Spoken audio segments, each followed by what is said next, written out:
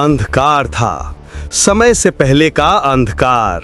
और उस अंधकार में एक प्रार्थना थी, एक पुकार सूर्य देव को। कुंती ने अपनी शक्ति को परखा, एक मंत्र, एक आवाहन, और सूर्य देव चले आए अपने पूरे तेज के साथ। उन्होंने एक वरदान दिया, एक पुत्र का, एक ऐसा पुत्र जिसके चेहरे पर सूर्य का तेज था, जिसके शरीर पर जन्म से ही एक अभेद्य कवच था और कानों में सोने के कुंडल। वो ईश्वर का अंश था, दिव्यता का प्रमाण। लेकिन समाज को प्रमाण नहीं, पहचान चाहिए थी। कुंती अविवाहित थी, लोक लाज का डर, सम्मान का मोह उस मां की ममता पर भारी पड़ गया। उसने अपने हृदय पर पत्थर रखा, अपने अंश को, अपने सूर्य पुत्र को एक टोकरी में लिटाया और गंगा की बहती धारा में छोड़ दिया। नदी बह रही थी, चुपचाप, एक रहस्य की तरह उस बच्चे के भविष्य को अपने साथ बहा कर ले जा रही थी। वो रोया नहीं, शायद वो जानता था उसका जीवन रोने के लिए नहीं, लड़ने के लिए बना है। नियति ने उसके जन्म के साथ ही उसका पहला अपमान लिख दिया था, उसे उसकी मां से छीनकर, उसे उसकी पहचान से वंचित करके। वो अब राजकुमार नहीं था, वो अब सिर्फ एक सूतपुत्र था, कर्ण। अधिरथ को वो मिला, गंगा की लहरों पर तैरता हुआ एक खजाना। वो और उसकी पत्नी राधा निसंतान थे। उन्होंने उस बच्चे को ईश्वर का प्रसाद समझकर अपनाया, उसे नाम दिया वसुसेन। लेकिन दुनिया ने उसे एक दूसरा नाम दिया, सूत पुत्र। ये नाम नहीं था, ये एक गाली थी, एक धब्बा जो हर पल उसे उसकी जड़ों की याद दिलाता था। वो बड़ा हो रहा था, सूत के घर में, रथ के पहियों की आवाज सुनते हुए घोड़ों की हिनहिनाहट के बीच। उसके हाथों में धनुष था और आंखों में एक आग, एक ऐसी आग जो सम्मान चाहती थी, जो अपनी पहचान बनाना चाहती थी। वो दूसरे बच्चों के साथ खेलता, लेकिन खेल खेल में भी उसे ताने मिलते। सूत पुत्र, ये शब्द एक तीर की तरह उसके सीने में चुभता था। हर बार वो देखता था राजकुमारों को, उन्हें गुरु द्रोण से शिक्षा मिलती थी, उन्हें सम्मान मिलता था, और वो बस दूर खड़ा देख सकता था। उसका हुनर किसी राजकुमार से कम नहीं था, उसका निशाना अचूक था, उसकी भुजाओं में सूर्य का बल था। लेकिन उसकी पहचान एक बाधा थी, एक दीवार जिसे वो तोड़ नहीं पा रहा था। हर अपमान, हर ताना उसके अंदर के योद्धा को और मजबूत बना रहा था। वो दर्द पी रहा था और उस दर्द को अपनी शक्ति बना रहा था। उसका बचपन संघर्ष की भट्टी में तप रहा था, उसे सोना बनना था, लेकिन दुनिया उसे सिर्फ कोयला समझ रही थी। ये दर्द, ये अस्वीकृति उसके जीवन का पहला अध्याय था, और सबसे क्रूर अध्याय भी। नाटकीय सन्नाटा, सिर्फ एक दिल की धड़कन की आवाज जो धीरे धीरे तेज होती है। वो गया आचार्य द्रोण के पास, महान गुरु जो सिर्फ क्षत्रियों और ब्राह्मणों को शिक्षा देते थे। कर्ण की आंखों में उम्मीद थी, एक शिष्य की याचना थी। उसने धनुष उठाया और अपनी कला का प्रदर्शन किया। द्रोण चकित रह गए। ऐसा हुनर, ऐसी सटीकता उन्होंने किसी में नहीं देखी थी। एक पल के लिए उनकी आंखों में प्रशंसा थी, लेकिन फिर उन्होंने उसकी जाति पूछी। मैं सूत पुत्र हूं गुरुवर। एक शब्द और सब कुछ बदल गया। द्रोण का चेहरा कठोर हो गया, उनकी आंखों की प्रशंसा घृणा में बदल गई। उन्होंने मना कर दिया, मैं सूत पुत्र को शिक्षा नहीं देता। ये शब्द नहीं थे, ये एक तमाचा था कर्ण के स्वाभिमान पर, उसकी कला पर, उसके अस्तित्व पर। वो खड़ा रहा, चुपचाप, अपमान का जहर पी के। उसका दिल टूट गया, लेकिन उसका संकल्प नहीं। अगर द्रोण उसे नहीं सिखाएंगे तो वो परशुराम से सीखेगा। वो ब्राह्मण बन के जाएगा, वो झूठ बोलेगा, क्योंकि सच की दुनिया ने उसे स्वीकार नहीं किया था। ये अपमान उसकी आत्मा में बस गया। उसने कसम खाई, एक दिन वो दुनिया को दिखाएगा कि हुनर जाति का मोहताज नहीं होता, वो द्रोण के सबसे प्रिय शिष्य अर्जुन से भी बड़ा धनुर्धर बन के दिखाएगा। ये सिर्फ एक प्रतिज्ञा नहीं थी, ये एक युद्ध की घोषणा थी, अपने भाग्य के खिलाफ, समाज के खिलाफ और उस हर व्यक्ति के खिलाफ जिसने उसे छोटा समझा था। रंगभूमि, हस्तिनापुर की रंगभूमि, जहां पांडव और कौरव अपनी कला का प्रदर्शन कर रहे थे। अर्जुन, द्रोण का प्रिय शिष्य, अपनी धनुर्विद्या से सबको मोहित कर रहा था। तभी एक आवाज गूंजी, एक चुनौती। कर्ण ने रंगभूमि में प्रवेश किया, सूर्य की तरह चमकता हुआ। उसने अर्जुन के हर कौशल का जवाब दिया और उससे बेहतर दिया। पूरा मैदान स्तब्ध था। कौन है ये युवक? कृपाचार्य ने उसकी जाति पूछी। फिर वही सवाल, फिर वही अपमान। सूत पुत्र इस प्रतियोगिता में भाग नहीं ले सकता। जब सब कर्ण का अपमान कर रहे थे, तब एक व्यक्ति आगे आया, दुर्योधन। उसने कर्ण का हाथ थामा। उसने कहा, वीरता जाति नहीं पूछती, और अगर योग्यता के लिए राजसी पदवी जरूरी है तो मैं, दुर्योधन, आज कर्ण को अंग देश का राजा घोषित करता हूं। उसी क्षण दुर्योधन ने कर्ण को सिर्फ एक राज्य नहीं दिया, उसने उसे सम्मान दिया, पहचान दी, एक ऐसा सहारा दिया जिसकी उसे हमेशा से तलाश थी।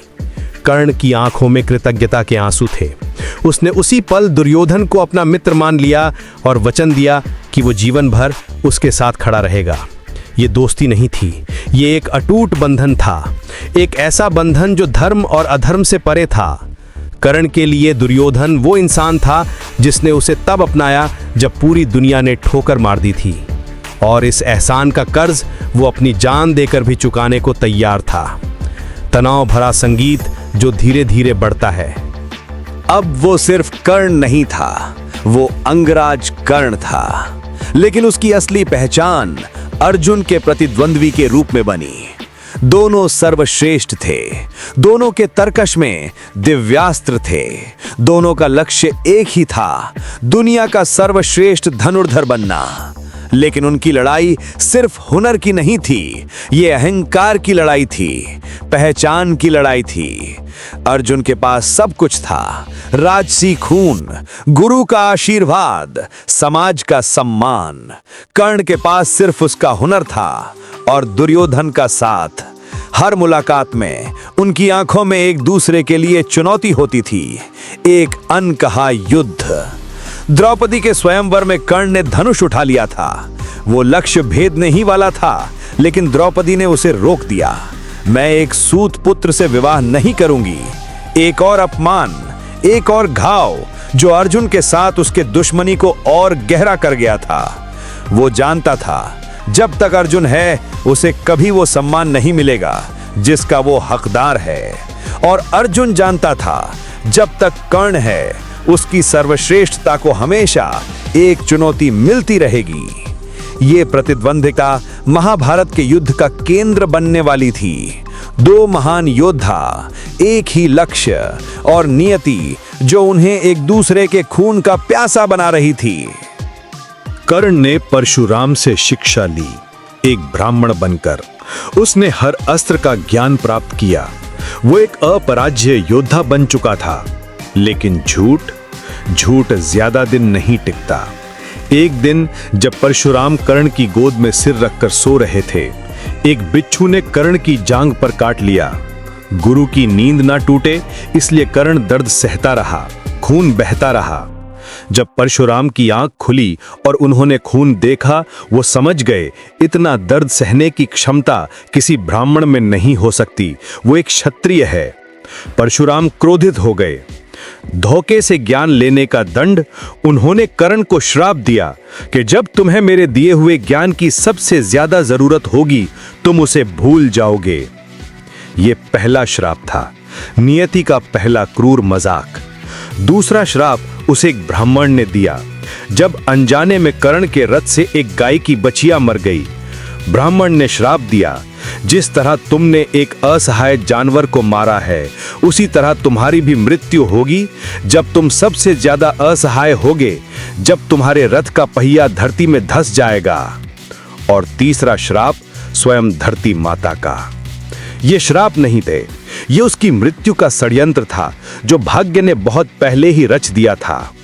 वो अजेय था, लेकिन इन श्रापों ने उसे वध्य बना दिया, उसे असहाय बना दिया।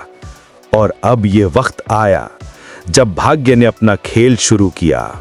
महायुद्ध, कुरुक्षेत्र और अब कर्ण, सामने अर्जुन, जो आज दुनिया के सबसे बड़े योद्धाओं की जान लेगा। वो कर्ण को आज ही क्यों मारेगा? क्योंकि आज ही वो दिन है जब सारे श्राप एक साथ सच होने वाले हैं।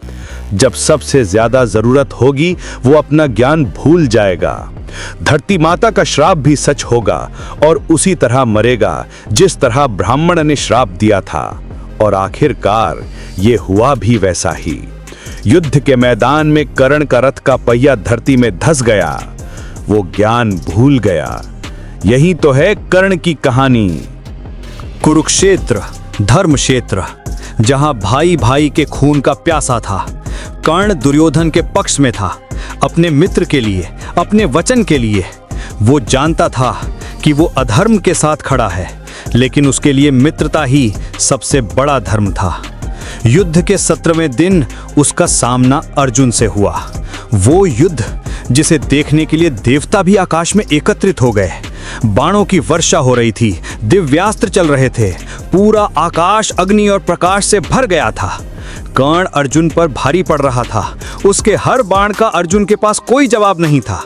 उसने अपना नागास्त्र निकाला, वो अमोघ था, वो अर्जुन का अंत कर सकता था। लेकिन तभी कृष्ण ने रथ को जमीन में धंसा दिया और बाण अर्जुन के मुकुट पर लगा। कर्ण का सारथी शल्य, जो पांडवों का मामा था, वो बार बार कर्ण का मनोबल तोड़ रहा था, उसे अपमानित कर रहा था। लेकिन कर्ण लड़ता रहा, एक भूखे शेर की तरह। वो अकेला पांडवों की पूरी सेना पर भारी था। उसने घटोत्कच को मारने के लिए अपनी इंद्र द्वारा दी गई अमोघ शक्ति का प्रयोग कर लिया, वो शक्ति जो उसने अर्जुन के लिए बचा के रखी थी। ये भी नियति का एक खेल था। वो अपनी मृत्यु के और करीब जा रहा था। और फिर वो क्षण आ गया जिसका भाग्य को इंतजार था। ब्राह्मण का श्राप फलीभूत हुआ। कर्ण के रथ का पहिया धरती में धंस गया। वो असहाय हो गया, निहत्था था। उसने अर्जुन से धर्म की दुहाई दी, रुको अर्जुन, निहत्थे पर वार करना धर्म नहीं है। तब कृष्ण मुस्कुराए और उन्होंने कर्ण को उसके सारे अधर्म याद दिलाए। अभिमन्यु की हत्या, द्रौपदी का चीरहरण। कर्ण समझ गया ये अंत है। उसने अपना धनुष नीचे रख दिया और अपनी मृत्यु को स्वीकार कर लिया। अर्जुन ने अंजलि का अस्त्र चलाया और उस महान योद्धा का सर धड़ से अलग कर दिया। वो गिर गया, लेकिन उसकी आत्मा नहीं। मृत्यु के बाद भी उसने अपनी दानवीरता नहीं छोड़ी। कृष्ण ने ब्राह्मण का वेश धरकर उससे उसकी अंतिम परीक्षा ली। उन्होंने उससे दान मांगा। कर्ण के पास देने को कुछ नहीं था। उसने पास पड़ा एक पत्थर उठाया, अपने सोने के दांत तोड़े और ब्राह्मण को दे दिए। ये था कर्ण, सूर्यपुत्र, दानवीर, एक महान योद्धा जिसे जीवन भर अपमान मिला, जिसे भाग्य ने हर मोड़ पर छला, लेकिन जिसने कभी हार नहीं मानी, जिसने मित्रता का धर्म निभाया और जिसने अपनी मृत्यु का भी सम्मान के साथ आलिंगन किया।